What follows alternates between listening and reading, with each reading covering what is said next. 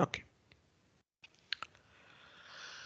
Yeah, so CPU utilize. So we are discussing about these different scheduling criteria, which a scheduling algorithm should keep in mind. One is the CPU utilization. That is the main thing, how busy we can keep the CPU. A slightly more like global metric or amortized kind of metric is throughput, the number of processes that complete their execution per time unit. Now, of course, you can say that this throughput, this depends on the processes. Like if at a certain point of time, there are lots of processes which take a lot of time itself. I mean, all the processes take a lot of time themselves. Then throughput would be low and the scheduler has nothing to do with it because every process is long. Still, like that is almost never the case, as in people have found that most processes are just take a short amount of time and some processes only take a long amount of time. So given those kind of assumptions, what is the average number of processes that complete their execution per time unit? Say per second, per minute. That gives you a global estimate of how well the system is performing. So that is one criteria to optimize. The next are different kinds of times. So turnaround time, amount of time to completely execute a process. That means the time taken from the time of submission, when the first time the process comes in the ready queue, from that time till when it is completed. So turnaround time we might like to minimize for all processes. But more important than turnaround time is possibly response time. This is the interval between a process starting and the time when it receives the first response. Okay, let's say the time, crudely, the time between when the process comes into the ready queue first to the first time it is allocated a CPU burst. That is the response time. Why is response time more important than turnaround time? Why do you think? I mean, okay, it is. So in general, response time is, from a human point of view, from a user-centric point of view, response time is more important than turnaround time. Why? Why do you think?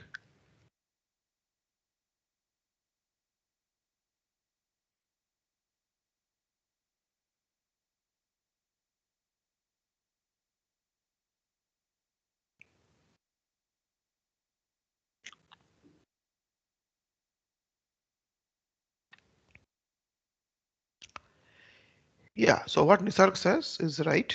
I mean, we know that a process can take a lot of time, but think of think of us using the system itself. We are all users of a computer system. So once we start a program, maybe we know it will take a lot of time, etc. The turnaround time would be quite large, but we want to quickly get some assurance that at least the program is running, some output, yeah, right. So that is what is important in an interactive system. So think about it. I mean, can you think of any example in real life, in everyday use of computers, that maybe even before the actual output, something is shown to us which gives us an idea of that at least the program has started running and something is happening.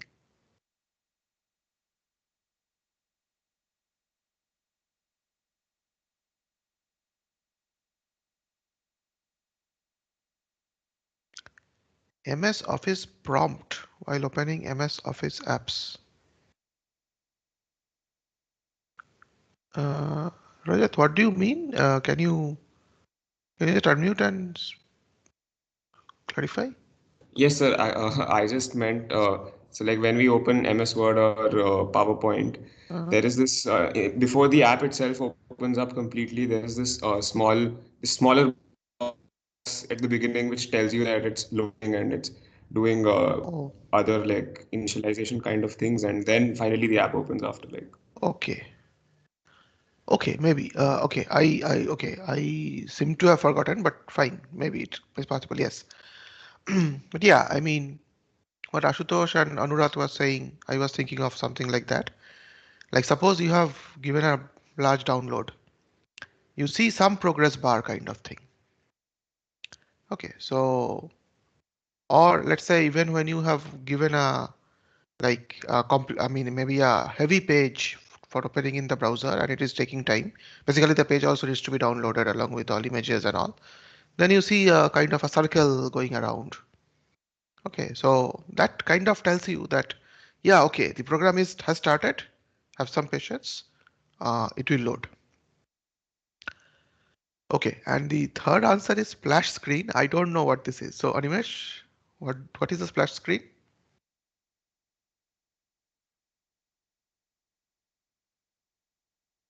Or Deep, like someone. Animesh or Deep. So it's just what Rajat said, like the screen, the first MS Word uh, Oh, display. That's like, or it's not always that fancy for other apps, but splash screen in general. I see. So before showing the actual screen, like some small, like a black window comes up and shows it is kind of loading up. I see.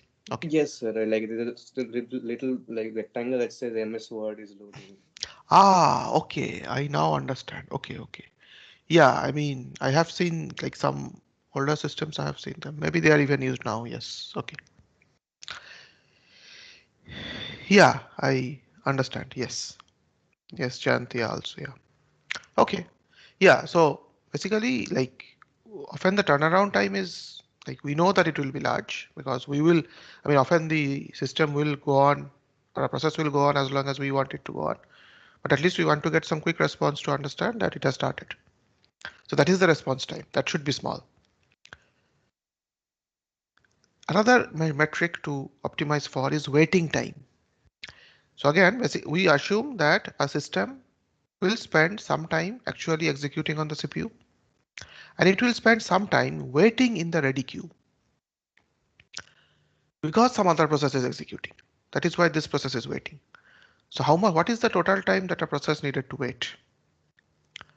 Understand one thing, we are only talking about the time spent waiting in the ready queue. Okay, so we are not talking about the time which this process itself decided to wait, maybe for some IO or for some child process to complete. We are not talking of those times. What is the total amount of time when this process was ready to run? So it was in the ready queue, but still it was not assigned the CPU or the processor. That is what we are measuring here, waiting time. And last is the burst time. So that is the amount of time a process is executed on the CPU. So how much of the CPU is the process getting at all? Right. So all these are scheduling criteria which a scheduling algorithm should keep in mind. Additionally, there are other requirements like we discussed last class that the scheduling algorithm itself should be very fast, right? Because it will possibly be invoked every 3 milliseconds or 5 milliseconds. So this process, I mean, this scheduling algorithm itself must be very quick. You cannot say that scheduling itself will take 2 milliseconds because I mean, that is a big amount of time compared to how much the processors are getting. Okay, so these are the different metrics which scheduling algorithm should keep in mind. And as you can understand, so CPU utilization and max throughput we want to maximize. And the turnaround time, waiting time, response time, this is what we want to minimize. Okay. So in our discussion, we will mainly focus on waiting time. Okay, because that is what exactly depends on the scheduler. Like how much time is a process waiting in the ready queue. Right, so that is what we will mainly consider waiting time. Okay. So now we will actually look at some CPU scheduling algorithms. And actually we will look at several CPU scheduling algorithms. If you see this slide lists the 6 algorithms which we will discuss.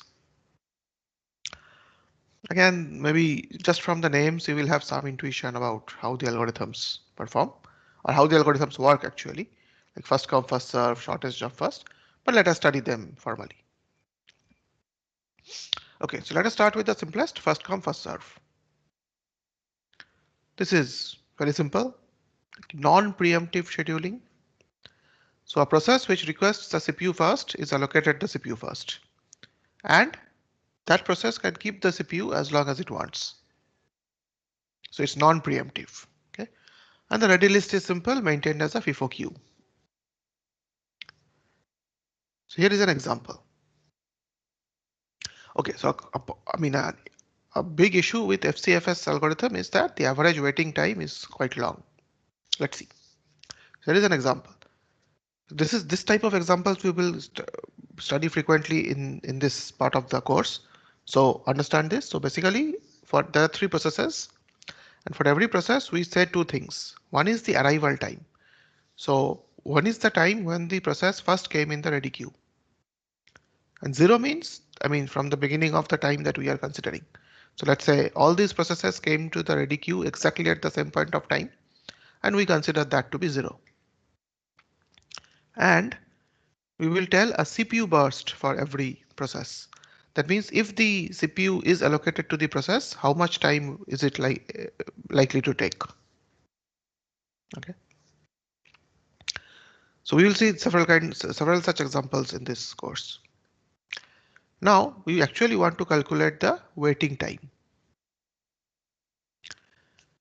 For that, we will draw a picture which is called the Gantt chart. Okay. So we will just, the next slide will show you what a Gantt chart is. But basically this is the task, like draw the Gantt chart and calculate the average waiting time for two schedules, U1 P2 P3 and P2 P3 P1. See, because all these processes came in the same, exactly at the same point of time, you can say first come is like there's a tie. So P1 P2 P3 is also a valid first come first serve schedule, and P2 P3 P1 is also a valid first come first serve schedule.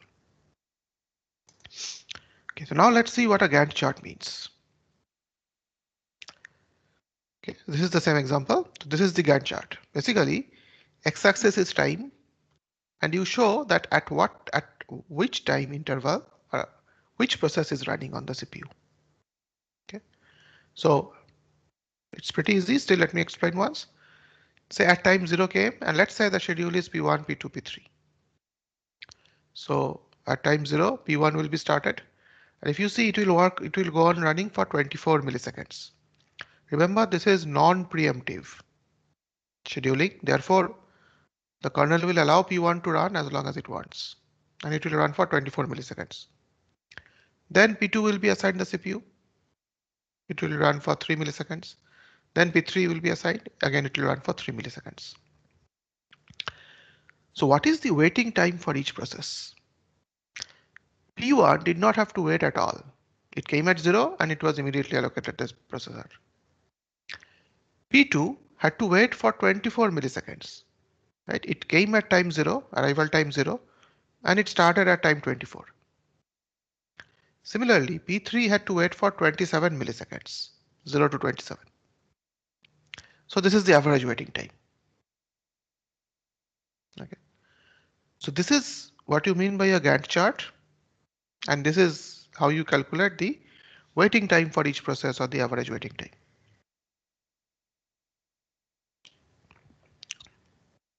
Any questions here? Right, it's too simple, but still, any questions?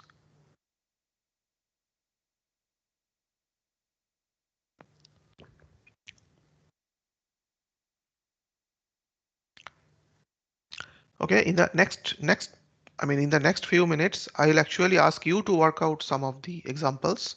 Therefore, you might like to keep a pen and paper handy. If you can do it mentally, excellent, but maybe a pen and paper might help.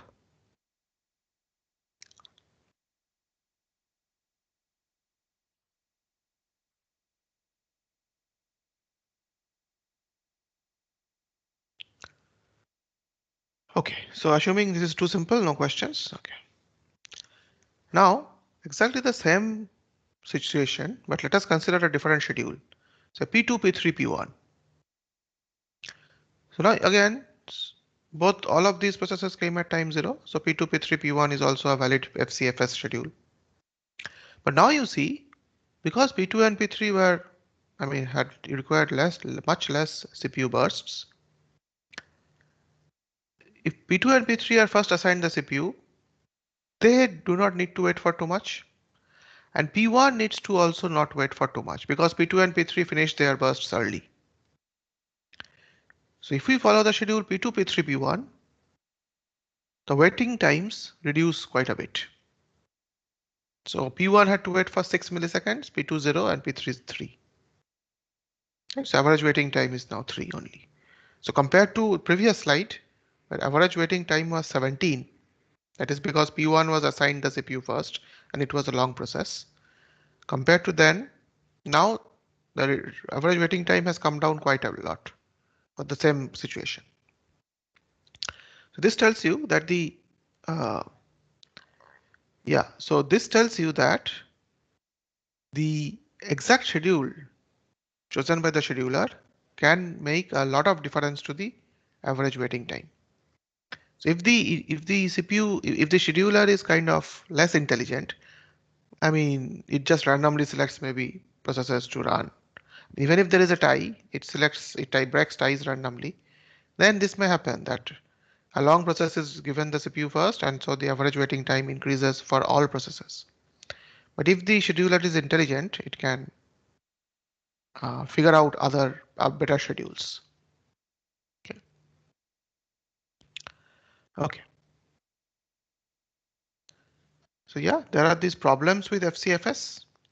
So one problem is that the average waiting time can be long, as we just saw. This is sometimes called the convoy effect. So one process with a large CPU burst can delay other several processes with shorter CPU bursts. Also, FCFS prefers CPU-bound processes. Because the burst times of IO-bound processes are small, IO-bound processes are those which spend most of their time waiting for IO or doing IO. Whereas CPU-bound processes are those which spend most of their lifetime actually executing on the CPU or asking for the CPU. So they have very few, say, input-output operations. They are mostly ready for the CPU. Those are called CPU-bound processes. So usually FCFS works better if there are CPU-bound processes, so that there is not much frequent switching. Because every time IO-bound processes are given to the CPU, they execute for a very small amount of time and they again ask for IO. Right, so kind of device utilization comes down. Okay, so since all of you have understood, here is just another example. So I want you to take 5 minutes and work this out. What is the average waiting time for this example? Now you see one difference we are making. Now we are not telling that all processes came exactly at the same point of time. So now the arrival times are different. Right? So suppose at time t equal to 0, only P1 is available. P1 has arrived at time t equal to 0. So naturally that will be allocated to CPU. Now that CPU burst will go on for 3 milliseconds. Now at time 2, P2 will come, at time 3, P3 will come. Right? So that is the situation now. So now what do you think will happen? Take a few minutes. Let me wait for 2 or 3 minutes and solve this problem. If you have any doubts, then ask.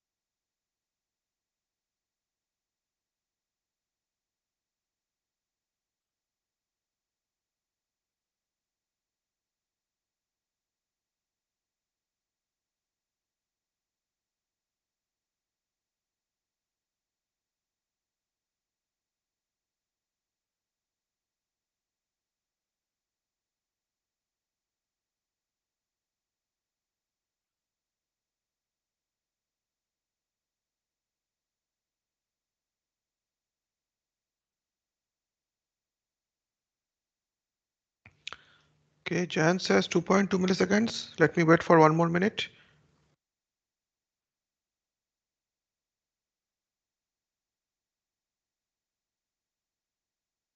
Okay. Okay, good. So yeah, let's see the answer. Yeah, 11.11 by 5, which is 2.2. So good. So, okay, I mean, is there any question? Does everyone understand how this is happening?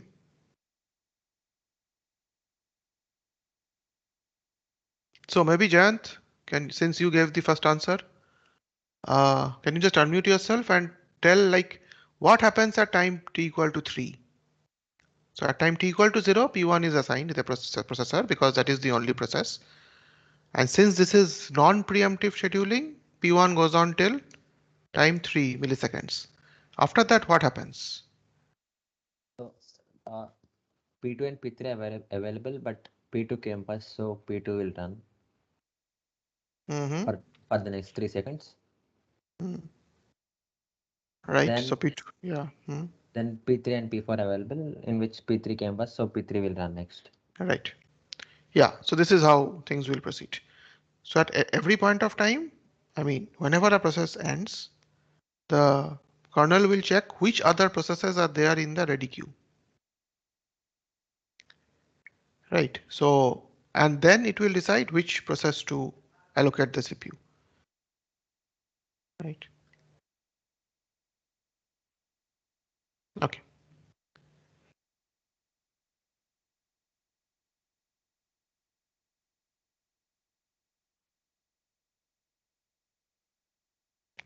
Okay, let me proceed.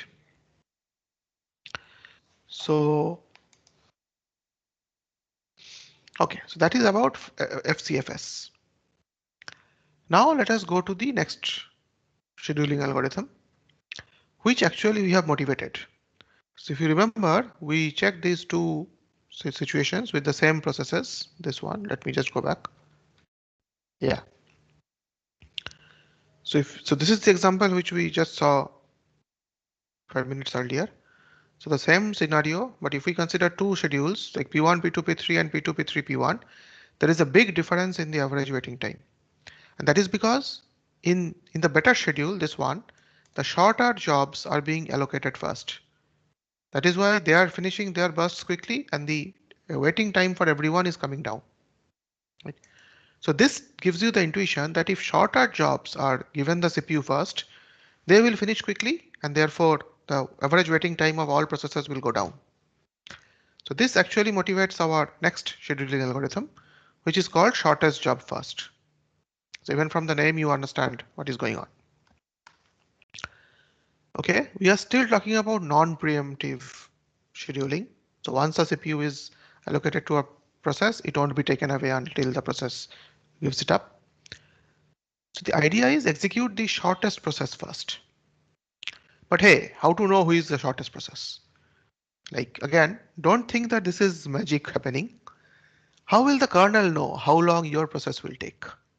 When we write a program or we load up a browser, do we tell the kernel how long it will take? No. So again, don't think that kernel is doing anything magic or something. It has no way to exactly know how long your process will take. But basically, it has some kind of estimate. So if you remember, basically the kernel associates with each process an estimate of the length of the next CPU burst for the process. Right, so the kernel is keeping an estimate of the length of the next CPU burst for the process. And how would you estimate? What do you think? How would you estimate? It's a common sense question. I'm not talking about OS here. Common sense. If you are to estimate the length of the next CPU burst for a process, how would you estimate?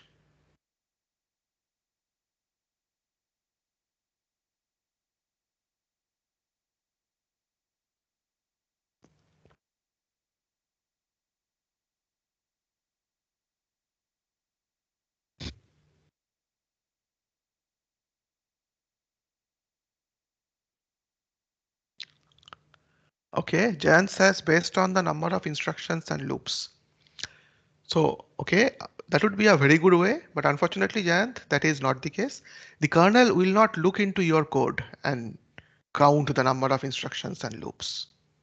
That is not the job of the kernel, right? The kernel will never look into your program and try to analyze it.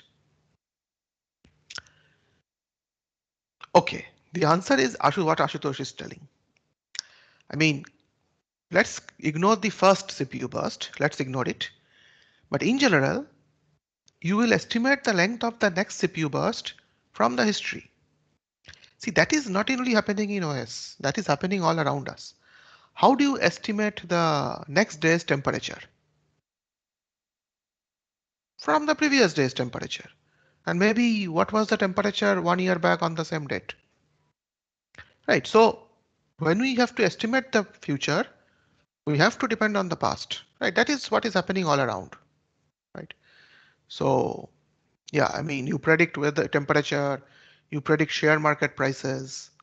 All these are done based on the history. We estimate that, or we assume, this is a hypothesis, that the way a system has behaved in the past, it will repeat the same behavior in the future. If something completely goes wrong, then yeah, our prediction will be wrong. But usually that is the intuition here. Right, so estimating the next CPU burst, clearly kernel keeps a record of what is the CPU burst this process took in the previous instances. Right, or maybe also it might often, I'm just speculating here, but it might have, the kernel might have some basic statistics like usually when Chrome browser starts up, how much CPU burst does it take? Like some popular programs maybe. So it has some estimate from the past behavior that how long this application takes, right? So basically the kernel is maintaining some statistics about that process, that how much time it took in the past when it was assigned the CPU, and based on that it will estimate the next CPU burst. Okay, and based on that estimate, the scheduler decides which job or which process to assign the CPU.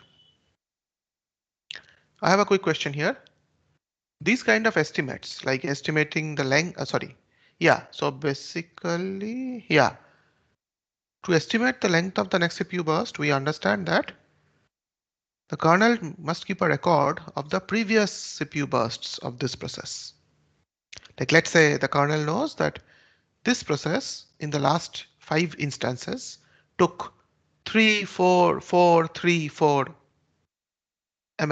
milliseconds whenever it was allocated the CPU. So then the kernel would guess that, okay, maybe next time also when we allocate the CPU, it will take 3 or 4 milliseconds, maybe 3.5. Okay, something like that. My question is, where do you think the kernel keeps such estimates for a process? We may have discussed this in one point of the course, at one point of the course earlier.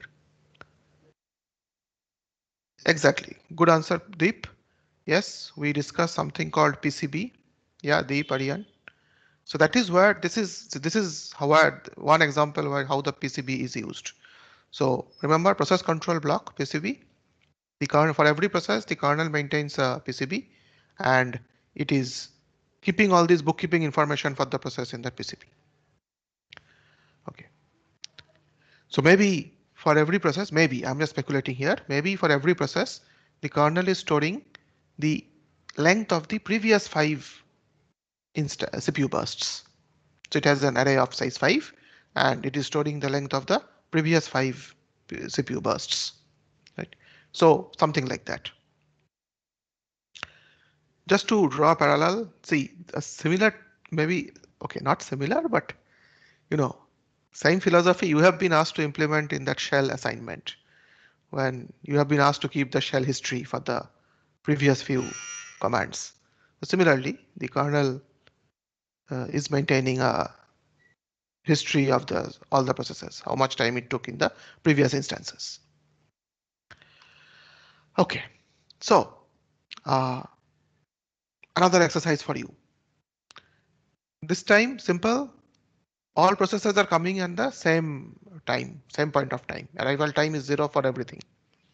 So what is the shortest job first schedule and corresponding waiting time.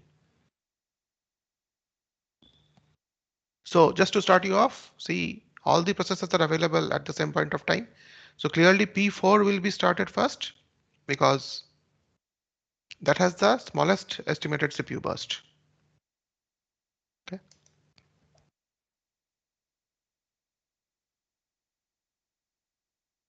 So maybe what is the answer here?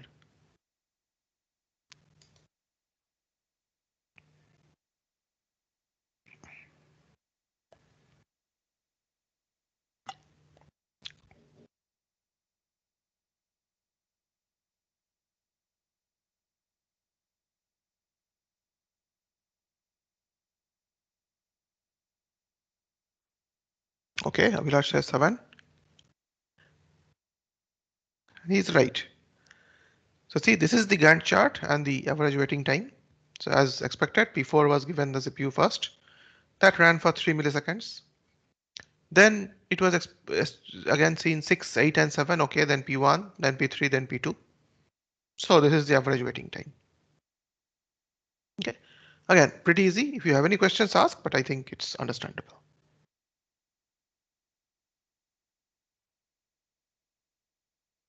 Okay, so this is one exercise left for you. You can do it later.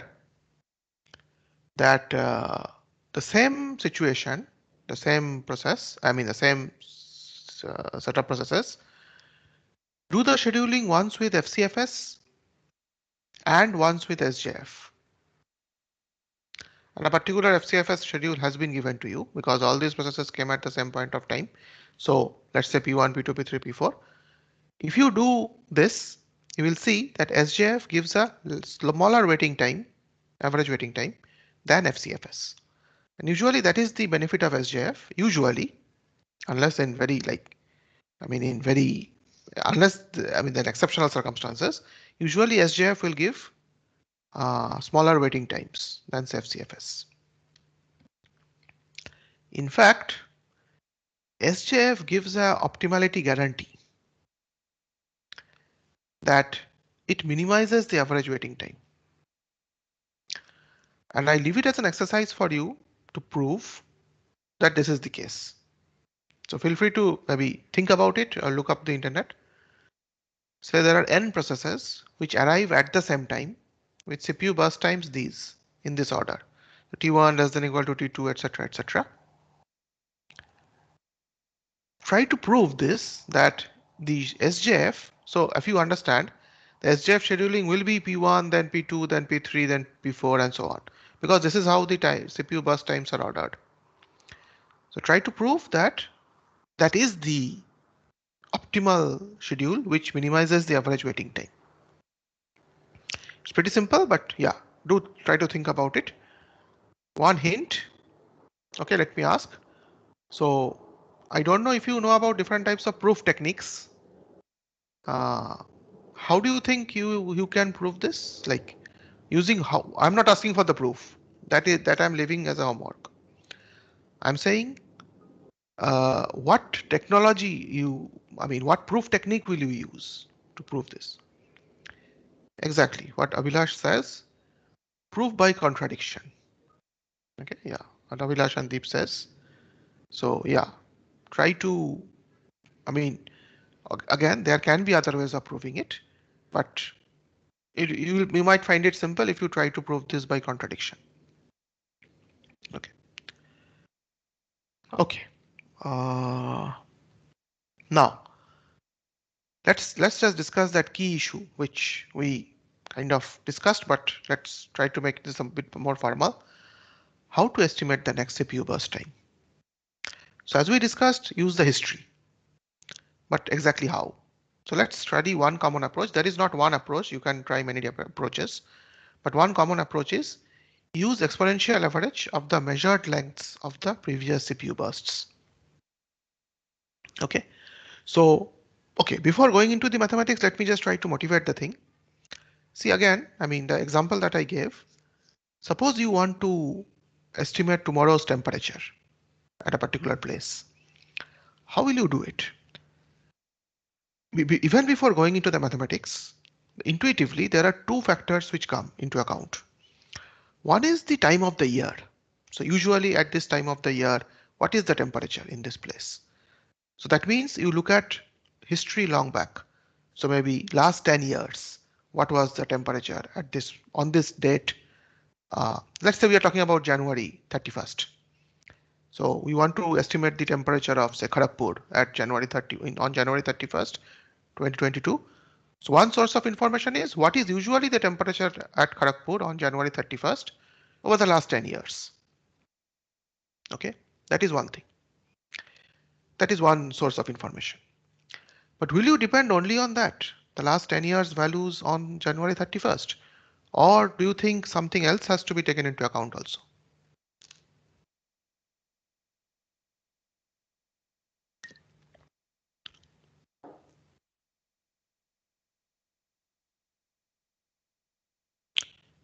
Exactly what Jayant mentioned. You cannot just depend on the last 10 years history on that day. You have to depend on the previous few days also. Because who knows, maybe this year there is a cold wave and temperatures are much below normal. Right. So basically, whenever you have to predict something, usually we try to combine these two sources of information. One is the long back history. Another is the very recent, situations, very recent instances. Same thing, another example, maybe some of you are into sports, interested in sports, the cricket. Say when a batsman is coming out to bat, often it is predicted, like how much is this batsman likely to score today? So there also, one source of information is that batsman's global career average. But that's a long-term estimate. Like usually when this batsman goes out, he scores 40 runs. Okay. But then there is a thing about current form also, right? Maybe the batsman is not in a good form right now. So then you might like to reduce your prediction to below the career average or something like that. So typically you take two things into account. One is the history long back, so the global history kind of thing. The other is the very instantaneous or very recent history, right? So that is exactly what is done here also. So let Tn be the length of the nth CPU burst, and tau n is the predicted value of the nth CPU burst. Okay, here it's written tau n plus 1 is the predicted value of the next CPU burst. So T is the actual length which we know from the history, and tau is the predicted value. Okay, so how will you predict tau n plus 1? It will be some kind of a linear combination of two things, Tn and tau n. What is Tn? Tn is the length of the nth CPU burst. So you see, this is the recent most history. Just the previous instance when the CPU was allocated to this process, how much time did it take? That is Tn. This is the recent history. And what is tau n? Tau n is the predicted value for the previous instance, which is based on a long history. So exactly as I said, we take into account both the instantaneous history or the recent history and the overall history, whatever we know. Right? So this is how the next prediction will be decided. And what is alpha? Alpha is a parameter, okay, which decides how much importance to give Tn and tau n. By the way, if you expand this formula, you will get this. Okay, if you expand this formula, you will get this because this tau n is again an estimate, right? Tau n was the previous estimate or previous predicted value. So if you break that up, you will see this recurrence relation kind of thing. Now, this alpha, as I said, this measures the importance you will give to the recent history and the global history. So if alpha equal to 0, that means you do not consider the recent history at all. This part becomes 0. You will only say the whatever the previous estimate was, you will give exactly the same estimate. So your previous estimate was based on the overall history. You will continue giving the same estimate. Also, if you on the other extreme, if you give alpha equal to 1, that means this part becomes 0. Okay, So then only the most recent CPU burst has effect. So whatever time this process took, the previous instance, you predict the same thing. Okay. But typically alpha is kept between 0 and 1, somewhere like 0.5, 0.6 or something like that, so that both the global history as well as the recent most history has some say. Okay. So this is how usually this is decided. The next CPU burst time is estimated. Okay, fine. Just a minute. Okay, yeah. So let me stop here today. We will continue next week. Any questions?